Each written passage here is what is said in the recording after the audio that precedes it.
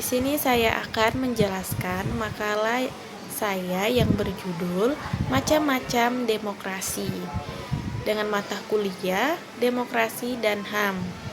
Adapun dosen pengampu yaitu Bapak Muklis SPD MPD. Sebelumnya, perkenalkan nama saya Juliana Kartikasari dengan NIM 2305116149 kelas PGSDE angkatan 2023. Sebelum masuk ke pembahasan, kita akan membahas beberapa materi, yaitu diantaranya: pertama, demokrasi Indonesia. Kedua, macam-macam demokrasi. Ketiga, prinsip-prinsip demokrasi di Indonesia. Keempat, ciri-ciri demokrasi. Kelima, unsur-unsur pendukung tegaknya demokrasi. Selanjutnya, kita akan masuk ke pembahasan. Yang pertama, yaitu demokrasi di Indonesia. Demokrasi merupakan suatu jalan melakukan perubahan atas apa yang terjadi jika di masa lampau, mengembalikan hak menentukan pemimpin kepada rakyat, penguasa di bawah pengawasan rakyat. Dalam sejarah ketahanan Republik Indonesia yang telah lebih dari setengah abad, perkembangan demokrasi mengalami fluktuasi atau pasang surut.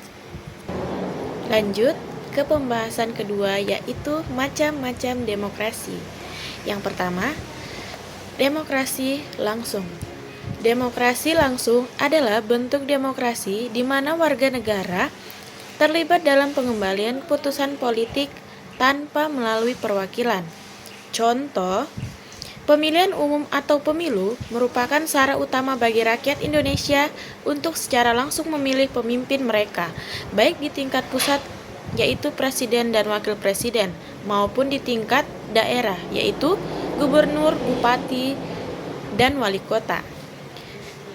Pemilu juga memberikan kesempatan bagi warga negara untuk berpartisipasi aktif dalam menentukan arah kebijakan negara atau daerah. Lanjut yang kedua, demokrasi perwakilan.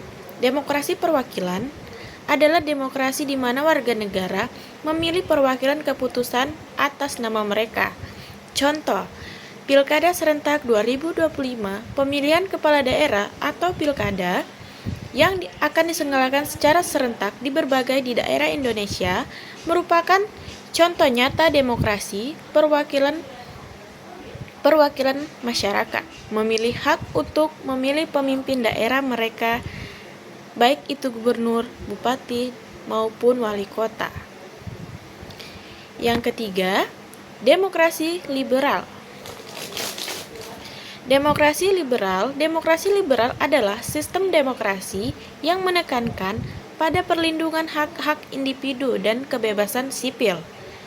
Sistem ini juga ditandai dengan adanya multipartai, pemisahan kekuasaan, dan supremasi hukum. Contoh, perlindungan hak individu yaitu menjaga kebebasan individu dalam berpendapat, berserikat, dan berpartisipasi dalam kehidupan politik. Dan juga penguatan supremasi hukum yaitu fokus pada penegakan hukum yang adil, transparan, serta upaya pemberantas korupsi untuk menciptakan pemerintahan yang bersih. Lanjut, yang keempat yaitu demokrasi rakyat. Demokrasi rakyat adalah bentuk demokrasi yang berlandaskan pada komunisme. Demokrasi ini menekankan pada kepentingan kolektif dan menghilangkan kelas sosial. Contoh, peningkatan literasi.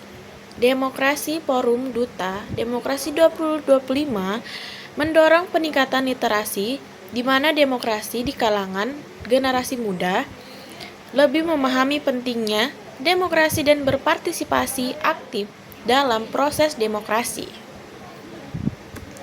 Yang kelima, yaitu yang terakhir adalah demokrasi Pancasila. Demokrasi Pancasila adalah sistem demokrasi yang diterapkan di Indonesia dan berlandaskan pada nilai-nilai Pancasila. Demokrasi Pancasila menekankan musyawarah mufakat, gotong royong, dan kepentingan bersama. Contoh, perlindungan hak asasi manusia, yaitu demokrasi, Pancasila menjamin hak asasi manusia serta kesetaraan bagi seluruh warga negara termasuk kelompok minoritas, dan perlindungan terhadap kaum minoritas dan partisipasi aktif dari seluruh warga negara dalam menjamin hak-hak asasi demokrasi Pancasila. Lanjut.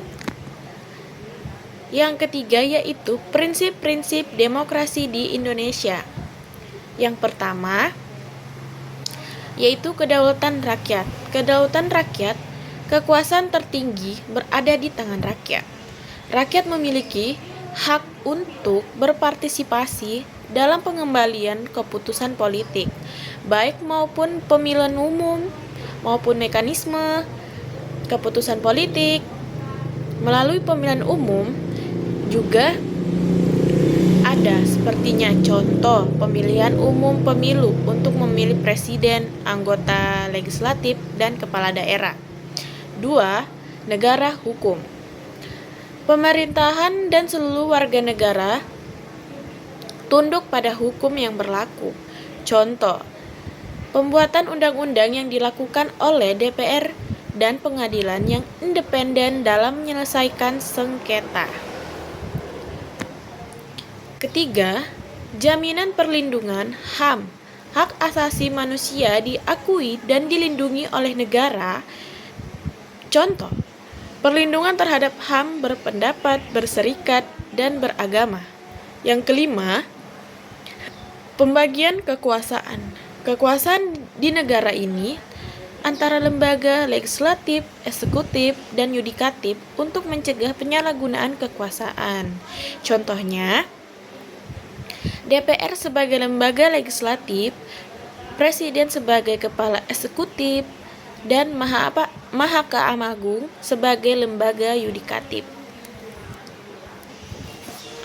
Lanjut, musyawarah mufakat. Pengambilan keputusan dalam musyawarah umum mencapai kesepakatan bersama. Contoh, musyawarah dalam keluarga, rapat RT maupun RW, dan pembahasan kebajikan di tingkat daerah maupun nasional. Yang keenam, peradilan yang bebas dan independen. Lembaga peradilan yang bebas dari tekanan politik, kekuasaan lain, serta bertugas menegakkan secara hukum dan adil. Contoh, peradilan yang memeriksa dan memutuskan perkara tanpa intervensi dari pihak manapun. 7. Partisipasi dan pengawasan. Rakyat memiliki hak untuk berpartisipasi dalam proses dan mengawasi jalannya pemerintah. Contoh, kebebasan pers untuk memberitahukan informasi dan mengkritik kebajikan pemerintah, serta partisipasi masyarakat dalam musyawarah dan rapat umum. Lanjut, kita akan membahas yang keempat, yaitu ciri-ciri demokrasi. Ciri-ciri demokrasi itu terbagi menjadi 8. Yang pertama adalah kedaulatan rakyat. Kedaulatan rakyat yaitu kekuasaan tertinggi berada di tangan rakyat yang diwujudkan dalam berbagai bentuk partisipasi politik seperti pemilihan umum. Yang kedua, pemerintahan berdasarkan persetujuan rakyat. Pemerintah menjalankan kekuasaan atas persetujuan dari pemerintah, bukan dengan paksaan atau sewenang-wenang. Yang ketiga, perlindungan hak asasi manusia. Hak-hak dasar warga negara seperti hak untuk hidup, kebebasan berpendapat, dan hak atas aman dilindungi oleh hukum dan konstitusi. Yang keempat, pemilihan umum yang bebas dan adil. Pemilihan umum yang diselenggarakan secara berkala, bebas dari paksaan dan intimidasi, serta memberikan kesepakatan yang sama bagi setiap warga negara untuk memilih dan dipilih. Yang kelima, kebebasan berpendapat dan berekspresi. Warga negara bebas untuk menyampaikan pendapat, pikiran, dan aspirasi mereka tanpa takut adanya represi. Yang keenam, hukum supremasi.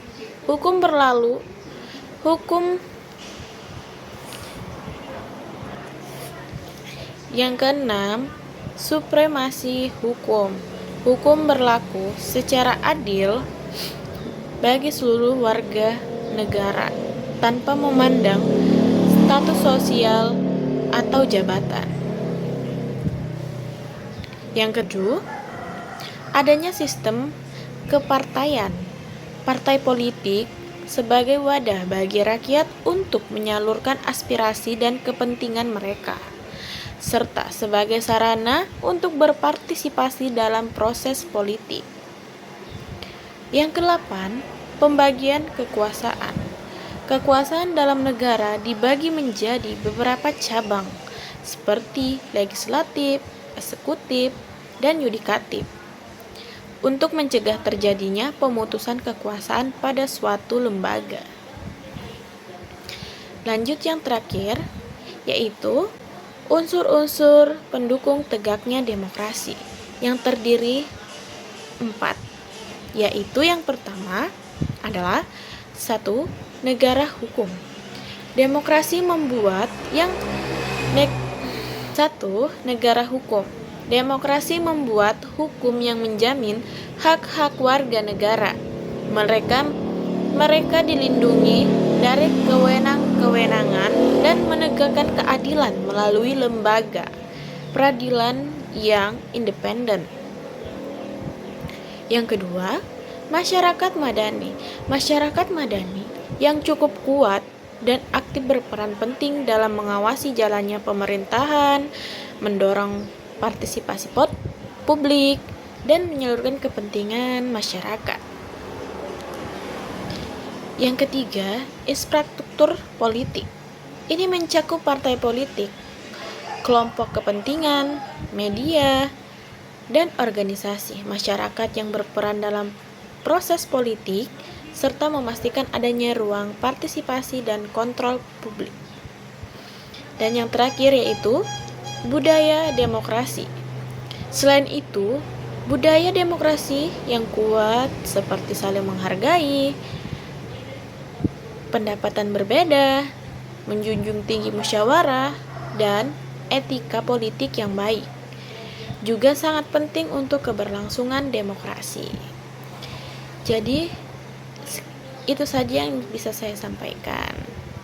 Namun sebelum saya akhiri, saya akan membacakan kesimpulan dari makalah yang saya buat, yaitu kesimpulannya yang pertama adalah 1. Demokrasi adalah gagasan atau pandangan hidup yang mengutamakan persamaan hak dan kewajiban serta perlakuan yang sama bagi seluruh warga negara. Yang kedua, prinsip demokrasi dibedakan menjadi 2, yaitu demokrasi sebagai sistem politik dan prinsip non-demokrasi, yaitu ketidaktaraan. Yang ketiga, demokrasi memiliki banyak jenisnya, yaitu demokrasi menurut secara aspirasi rakyat, demokrasi langsung, demokrasi tidak langsung, dan demokrasi berdasarkan prinsip ideologi, demokrasi liberal, demokrasi rakyat, dan demokrasi Pancasila. Sekian dari hasil presensi saya. Kurang dan lebihnya saya mohon maaf. Wabillahi wal hidayah. Wassalamualaikum warahmatullahi wabarakatuh. See you, bye bye.